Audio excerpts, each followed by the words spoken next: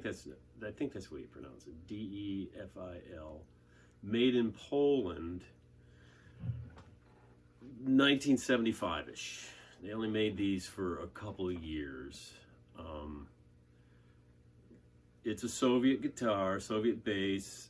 It's a quirky thing, very odd, and it's in great shape. I mean, I've had many a Soviet instrument come through here, and they all have just, the paint is completely shattered and splitting and broken off. This paint is in really supreme condition for a Soviet instrument of this era, of this age. Actually, this is pretty early on in the Soviet era of electric guitars, because they didn't start anything because they, the communists, they weren't essential. So it's kind of amazing that this was 1975 actually.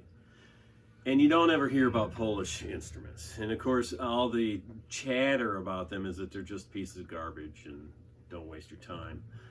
I think it's a very interesting instrument. Like I said, it's quirky. The shape of the neck, well, first of all, it's made out of beech, and that's not uncommon. A lot of those instruments were made out of beech. It must be that was the most prevalent wood they had to work with. It's an actual rosewood fretboard, nice rosewood fretboard. It doesn't have a truss rod. It really functions well without it. It's 32-inch scale, which surprised me. I thought it'd be 30.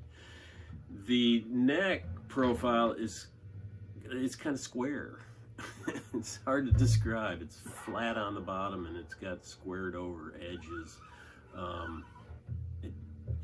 It takes some getting used to feeling it. It's not exactly huge or anything. It's just an odd shape. And it came with a flat fretboard, so I got rid of that. I put the 12-inch radius on there, the new frets. I kept the 0 fret because it works really well. It has the original tuners, which is shocking, and they work really well.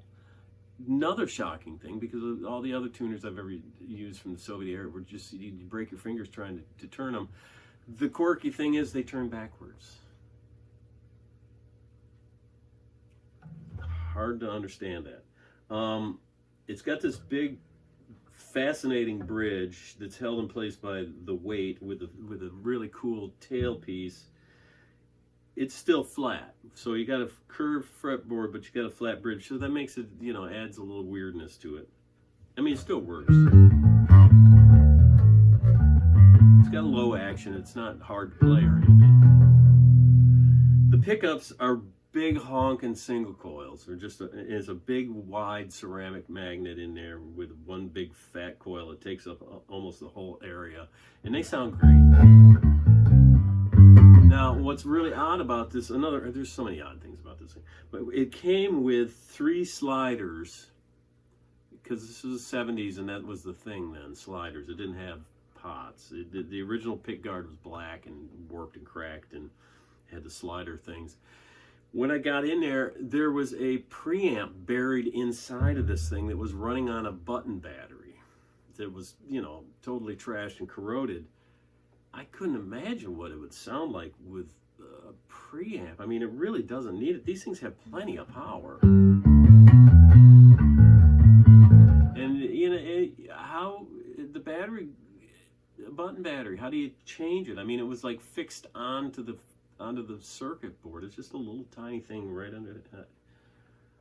Really odd, but you don't need it because these pickups are plenty powerful. So I rewired it, got the pots in there, made a nice pick guard out of this. It matches it. It's really cool looking. It's got the classic, what they call the broken foot head. I think that's spectacular. That is just spectacular. It's a Baston. That's what that says. Baston. That's how they pronounce Boston in Boston. They pronounce it Baston. Cool instrument. You're never going to see another one of these, and especially in this good a condition. Defil Baston, 1975. Whoa.